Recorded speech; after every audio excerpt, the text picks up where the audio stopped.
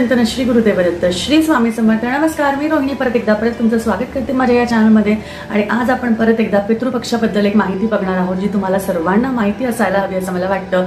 आणि बऱ्याचशा वेळेस आपल्याला सगळ्या गोष्टी माहिती असतात, पण अशा बारीक निरीक गोष्टीकडे आपण लक्ष देत नाही आणि त्याचं महत्त्व काय आहे, त्या गोष्टी कशाबद्दल असतात काय असं ते आपल्याला कधी कळत नाही, फक्त आपण करायचं म्हणून करतो। तर शक्यतो बघा आपल्याला त्या गोष्टी हव्या असायला हव्या, म्हणजे माहिती असायला हव्या।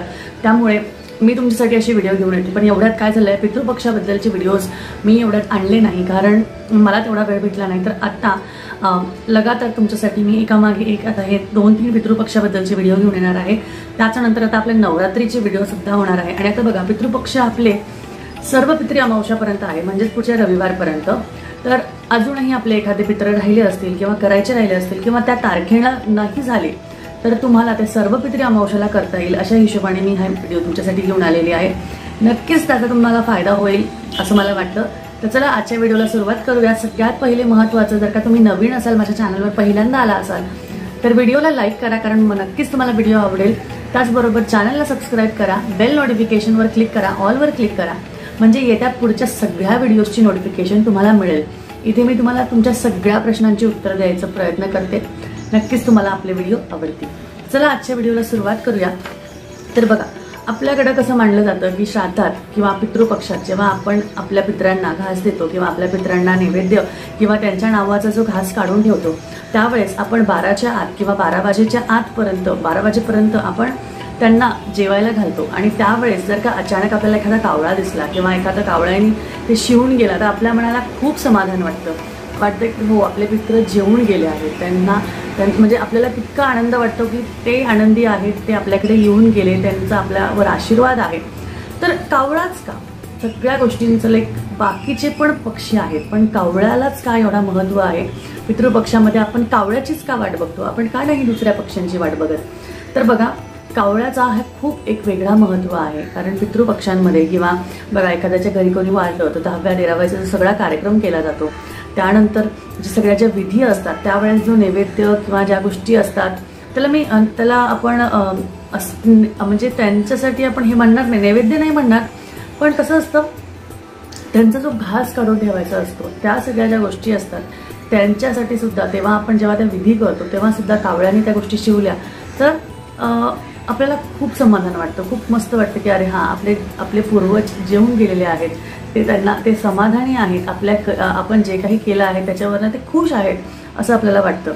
तर बघा, श्राद्धात जे आहे, श्राद्ध पक्षात आपण कावळ्यांनाच अन्न देतो, कारण त्यांचं एक विशेष महत्त्व आहे। ते यमराज यांचे दूत मानले गेलेले आहेत। ते कुठलंही असो, म्हणजे कोणतेही कावळे समजा आपल्याला दिसले, तर आपण असं गृहीत धरतो की ते आपल्या घरचे आहेत आणि ते आपल्याकडे आलेले आहेत आणि ते आनंदी आहेत आणि ते आपल्याला सांगतायत की हां, आम्ही तुमच्या कर्तृत्वाने, तुमच्या कार्याने खुश आहोत, आमचा आशीर्वाद तुमच्यावर आहे, अशा पद्धतीने आपल्याला सांगतात। तर कावळा म्हणजे पाहुण्यांचे आगमन सुद्धा मानले जातात बघा, आणि पितरांचे आश्रमस्थान सुद्धा मानले जाते। तर पौराणिक कथेनुसार कावळ्याने अमृत चाखले होते, त्यामुळे त्याच्या मृत्यूचे हे एक रहस्य आहे। त्याचा अपघाती मृत्यूच होतो, म्हणजे कावळा जो आहे त्याचा अपघातीच मृत्यू होतो असं मानलं जातं। तर ज्या दिवशी कावळा मेला, त्या दिवशी त्याच्या साथीदारांपैकी कोणीही अन्न खात नाही।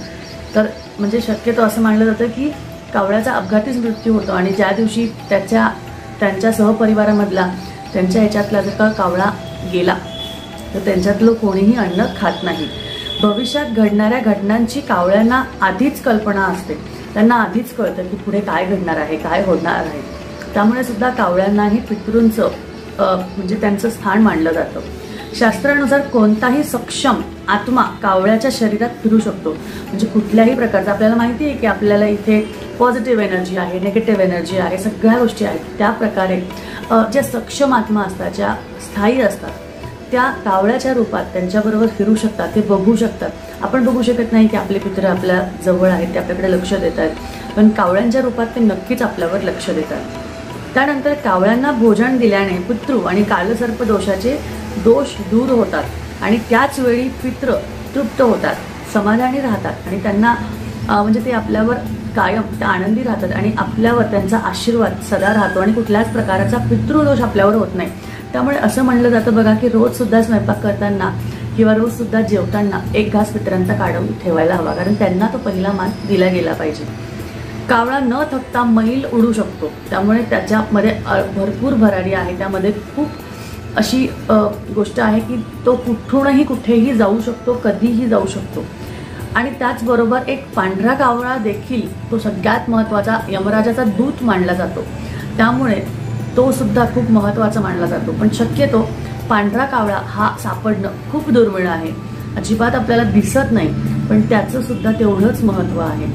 तर अशा पद्धतीने बघा कावळ्याचं खरंच महत्त्व आहे. कथेनुसार, पौराणिक कथेनुसार कावळा यमराजाचा दूत होता आणि दूत आहे, आणि त्याचमुळे ते सगळे इकडच्या गोष्टी म्हणजे आपल्या इथे घडणाऱ्या गोष्टी, पृथ्वी तलावर घडणाऱ्या गोष्टी आपल्या पितरांपर्यंत कशा पोहोचवायच्या हे त्यांच्या दूतांद्वारेच केलं जातं. तर हे होतं कावळ्याचं महत्त्व, म्हणजेच आपल्या पितरांमध्ये कावळ्याला काय एवढं महत्त्व देतो आपण त्याबद्दलची माहिती. तुम्हाला जर का याच्याबद्दलची कथा ऐकायची असेल तर नक्कीच मला कमेंट बॉक्समध्ये सांगा, मी तुम्हाला त्याची सुद्धा माहिती लवकरच देईन. भेटूया आपण परत पुढच्या एकदा छानशा व्हिडिओमध्ये. काळजी घ्या, असेच आपले व्हिडिओ बघत राहा. परत भेटूया. अवधूत चिंतन. श्री गुरुदेव दत्त. श्री स्वामी समर्थ. जय जय स्वामी.